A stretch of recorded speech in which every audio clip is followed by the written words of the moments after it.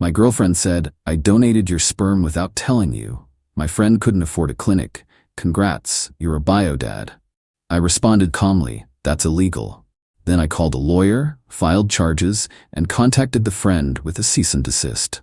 When child services got involved and started investigating everyone involved, I, 31 male, was sitting on the couch last Tuesday when Madison, 29, came home looking weirdly excited. We'd been together for almost 2 years, living together for 6 months. She worked in HR, I'm a software developer. Normal couple stuff. She dropped her purse and sat down next to me with this huge smile. "So I have some news. You know how Felicity's been struggling with wanting to have a baby but can't afford the fertility clinic prices?" Felicity was her best friend from college. I'd met her maybe 5 times. Single, worked as a receptionist at some dental office, wanted to be a mom but didn't want to wait for a partner. Fair enough, her life. Yeah?" I said, not sure where this was going. "Well, I helped her out. Remember those samples you gave at the urologist last year when you were worried about that infection?" My blood went cold. "What about them?" She was still smiling, like she'd done something amazing. "I work in medical billing, so I have access to the lab system. I convinced the technician I knew to let me have one of your frozen samples. Told her it was for us, for our future family planning. Then I gave it to Felicity. She did an at-home insemination last month, and it worked. She's pregnant. Congrats, you're going to be a biodad." I stared at her. My brain couldn't process what I was hearing. "You? What?" "I helped Felicity get pregnant, with your sperm." She couldn't afford the $15,000 for a clinic and donor sperm, so I figured since we're probably going to have kids together anyway, why not help her out? You've always said you wanted to help people. The room was spinning. "Madison, that's my biological material. You can't just give that away. That's illegal." She rolled her eyes. "Oh, don't be dramatic. It's just some cells. You aren't using it, and now Felicity gets to be a mom. Isn't that beautiful?" "No," I said, my voice way calmer than I felt. "That's reproductive theft and fraud, and probably half a dozen other crimes." "Crimes?" She laughed. "You're being ridiculous. It's a favor between friends. Nobody got hurt." I stood up, pulled out my phone, started recording. "Madison, I need you to explain again, on camera, exactly what you did. Why are you recording me? Because what you just admitted to is multiple felonies, and I need documentation." Her face changed, first confusion, then anger. "Are you serious right now? I did something nice. I helped my best friend become a mother. You should be honored." "Honored that you stole my genetic material and used it without my consent? That you committed fraud to access medical records and samples? That you potentially made me legally responsible for a child I never agreed to father?" "You're overreacting." "No, I'm calling a lawyer, right now." I walked into the bedroom and shut the door. My hands were shaking as I searched for a reproductive rights attorney in our area. Found one with good reviews, left a voicemail explaining the basics and asking for an emergency consultation. Then I called the urologist's office, explained what happened. The receptionist transferred me to their office manager, who transferred me to their legal department. Within 15 minutes, I had confirmed they were launching an internal investigation into how my sample was accessed and removed from storage. When I came back out, Madison was on the phone. "I don't know, he's freaking out about it." "Yeah, I told him. He's being such a jerk about this, Mom." I sat down and waited for her to finish. She hung up and glared at me. "My mom thinks you're being selfish. Your mom doesn't understand the law. What you did is theft. And depending on how the friend used the sample, there could be additional charges. If she forged any documents claiming to be me or claiming I consented, that's fraud too." "Oh my God, stop. You sound like such an asshole right now. Felicity is over the moon. She's finally going to have the baby she's always wanted. Why can't you just be happy for her?" "Because I didn't consent to fathering her child, Madison. Consent matters in everything. It's not like you have to raise it. She's not asking you for anything. That's not how it works legally. And even if it was, that's not the point. The point is you violated my bodily autonomy. You stole genetic material from me. You committed crimes to do it." She stood up, grabbed her keys. I can't deal with you right now. I'm going to Felicity's. Maybe you'll calm down by the time I get back." She left. I sat there for a long time, just processing. Then I made a list, called a criminal defense attorney my coworker had recommended once, left another voicemail, started documenting everything, the date I gave the sample, the date she told me, her exact words, the recording I'd made. The attorney called back that night. His name was Vincent, been practicing for 20 years. I explained everything. Holy hell, he said. Okay, first thing tomorrow, you need to file a police report. This is reproductive coercion, theft, fraud, probably HIPAA violations on the medical facility's part. Second, we need to get ahead of any potential paternity claims. Third, you need to decide if you want to pursue civil damages. What are we looking at here? For her? Criminal charges that could mean jail time. For you, you need protection from any future claims on that child. The fact that she's already born or will be born doesn't make this legal. You had no knowledge, no consent. We can establish that from the start. And my girlfriend? Ex-girlfriend, I'd recommend. She committed serious crimes, and she doesn't seem to understand that. Update 1. Filed the police report Wednesday morning. The detective's face, when I explained what happened, was something else. He said they'd seen reproductive coercion cases before. Women stealing condoms, men sabotaging birth control, but never quite like this. The medical facility angle makes this bigger, he said.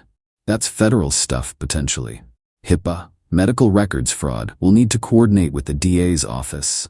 Madison came home that evening. I'd packed her stuff, had it in boxes by the door. What is this? She asked. You need to leave. Are you kidding me? You're kicking me out? You committed multiple felonies, Madison. Yes, I'm kicking you out. You need to find somewhere else to stay. I paid rent here. Your name's not on the lease. You paid me rent. Here's the prorated amount for the rest of the month. I handed her a check. Take your things and go. You called the cops? She was looking at her phone. Felicity just texted me. Detectives came to her work and questioned her. What the hell, Nathan? What did you think was going to happen? You stole medical samples and gave them away. That's a crime. It was a favor. It was theft. Her mom showed up 20 minutes later. Janet, mid-50s, worked as a paralegal. You'd think she'd understand the legal implications. You'd be wrong. Nathan, this is absurd, Janet said, barging in. Madison was trying to help someone. You're going to ruin her life over this? She ruined her own life by committing crimes. She didn't hurt anyone. She stole my genetic material. She violated my reproductive rights. She committed fraud to access medical records. Those are serious crimes, Janet. Nobody sees it that way. It's just a favor between friends. The police see it that way. The DA's office will see it that way. And honestly, I don't care how you see it. Madison was crying now. I can't believe you're doing this. I thought you loved me. I did, before you proved you don't understand consent or basic legal boundaries. What about Felicity's baby? You're going to ruin her life too? Felicity participated in fraud. She used stolen genetic material. If she signed any documents claiming I consented, that's more fraud. She made her choices. Janet pointed at me. You're a cold, heartless bastard. That baby is innocent. The baby is also not my responsibility. I never agreed to father it. When this goes to court, that'll be established. When this goes to court? Madison's voice went shrill. You're suing us? My lawyer's drawing up a cease and desist for Felicity. She's not to contact me, not to list me on any birth certificates, not to make any claims of paternity. If she violates that, yes, there will be a civil suit. The criminal charges are already filed. My phone rang. Vincent, I answered. Nathan, just got word from my contact at the DA's office. They're taking this seriously. Probable cause for multiple charges. They want to interview you tomorrow. Understood. Madison was staring at me. Who was that? My attorney. You actually hired a lawyer? For this? For multiple felonies, yes. Janet grabbed Madison's arm. Come on, honey, we're leaving. Let him rot in his self-righteousness. They loaded up her boxes. Before leaving, Madison turned back. Felicity's baby deserves a father. You're going to regret abandoning your own child. It's not my child. I never consented to create it. And that'll be legally established.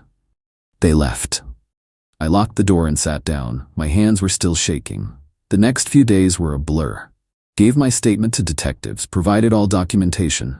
The urologist's office confirmed the sample was accessed improperly, that Madison had used her medical billing credentials to gain access to the lab system, that she'd convinced a technician it was for our personal use.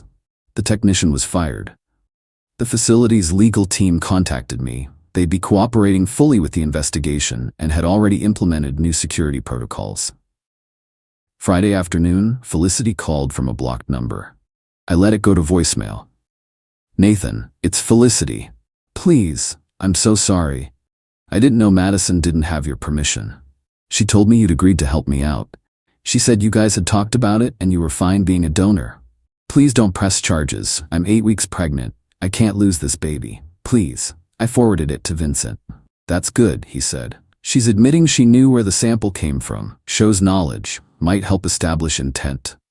What happens now? DA decides on charges. Could be anywhere from theft to fraud to reproductive coercion. Depends on how aggressive they want to be. The medical facility angle makes it federal potentially. And Felicity's involvement, if she knew the source and participated anyway, she's liable too.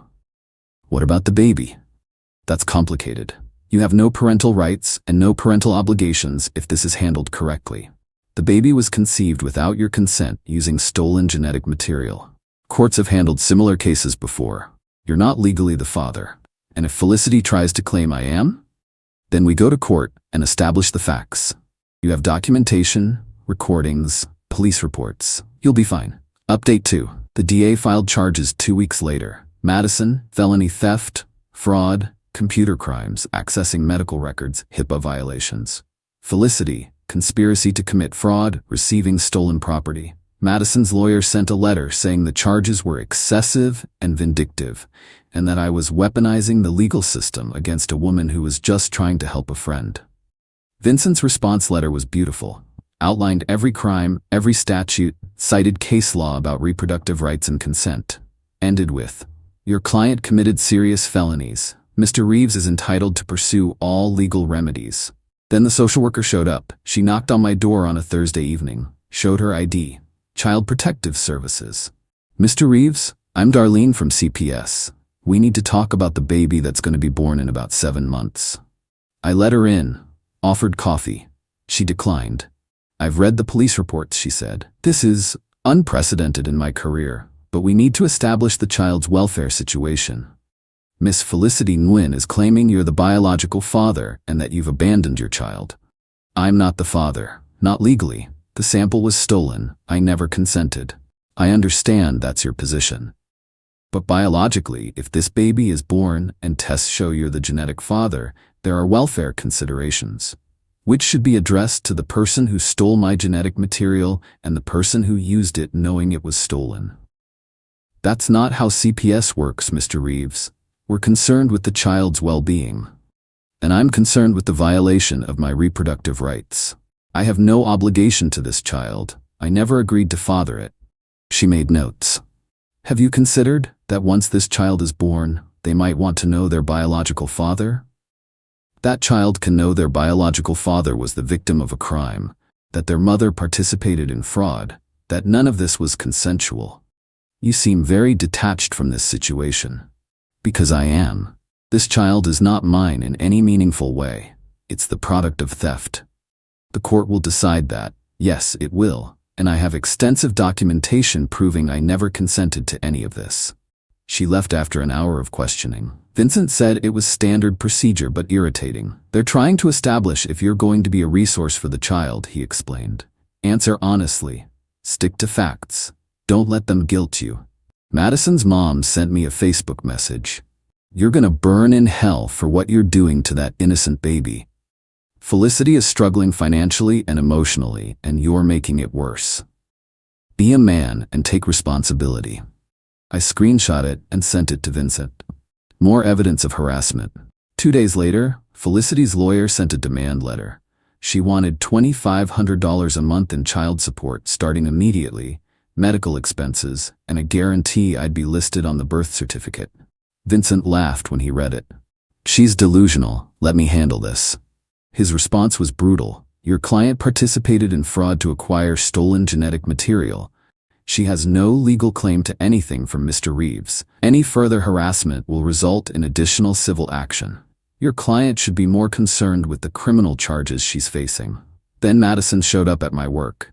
Security called me down to the lobby. She was there with Felicity, who was showing now. "Look at her," Madison screamed. "Look at what you're doing. She's pregnant with your baby, and you're acting like she doesn't exist." "You need to leave," I said calmly. "You're both under orders not to contact me." "That baby needs a father," Felicity was crying. "I can't do this alone. I can't afford this alone. You should have thought about that before you participated in fraud." "I didn't know. Madison said you agreed." "That's your problem. You believed a thief." Security escorted them out, filed another police report for violating the no-contact order. Vincent said it would help our case. The preliminary hearing was set for 6 weeks out. Vincent explained it would be a long process. Criminal trials take time. Civil issues would be separate. "What's your best-case scenario?" I asked. "Criminal convictions for both of them. Clear establishment that you have no parental rights or obligations. Civil settlement for your legal fees and emotional distress. Restraining order that holds up. Worst case, they plead down to lesser charges. You still get your parental rights clarified, but they do less time. Felicity raises the kid on her own. You're free, but it's messy. I can live with messy as long as I'm free." Madison's parents tried to approach me at a coffee shop. I got up and left. They followed me to my car. "Please," Janet said. "Madison's looking at jail time. Real jail. She made a mistake. Can't you just drop this?" "No. She's my daughter. She's a criminal. She violated my most basic rights. I don't care that she's your daughter." "What about Felicity's baby?" "Not my problem. Not my responsibility. Not my child." "You're a monster," her dad said. It was the first time I'd heard him speak.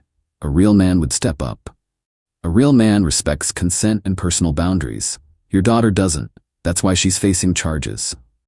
I drove away, blocked both of them on everything. Final update. The trial took 4 months. Madison pleaded guilty to reduced charges, felony theft, misuse of medical records. Got 2 years probation, $5,000 fine, community service. Could have been prison time, but her lawyer worked a deal. Felicity pleaded guilty to conspiracy, receiving stolen property. 18 months probation, $3,000 fine. Both have felony records now. The civil case settled. They paid my legal fees, $18,000 split between them. Also signed documents permanently waiving any claims of paternity, child support, or involvement from me. The baby was born 3 months ago. Girl. I know because the final court order mentions it. I'm legally not the father. Not on the birth certificate. No rights, no obligations. The judge's order specifically states the conception was non-consensual and criminal in nature. Felicity's parents are apparently helping her raise the kid. She lost her job when the criminal charges became public.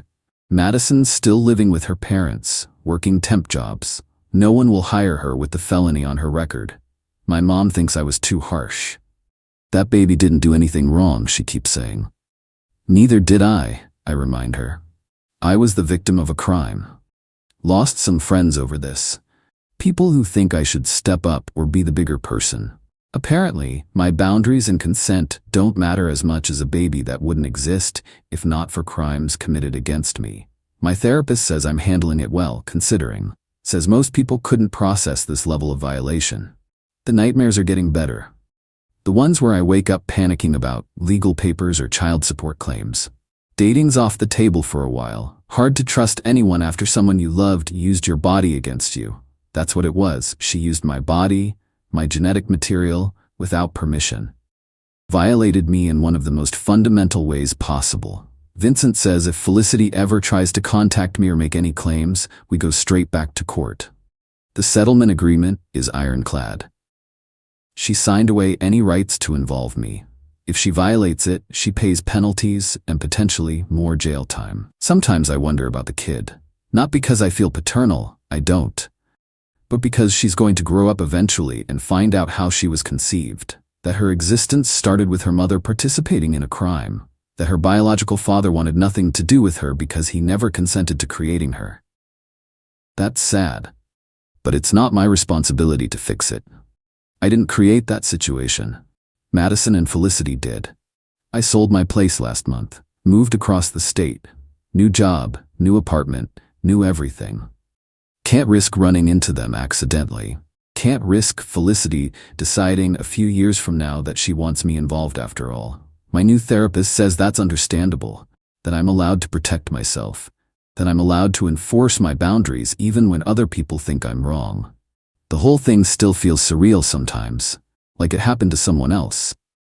But then I see the court documents, the settlement agreement, the restraining order. All very real. All proof that two people I trusted committed crimes against me and thought they were doing something good. Madison sent a letter last week. Not to me, she knows better, but to my lawyer who forwarded it, said she understands now what she did was wrong, that she's in therapy, that she hopes someday I can forgive her. I won't. Forgiveness is for people who make mistakes. What she did wasn't a mistake. It was deliberate, calculated theft of my genetic material for someone else's benefit. She chose her friend's wants over my fundamental rights. That's not a mistake, that's who she is.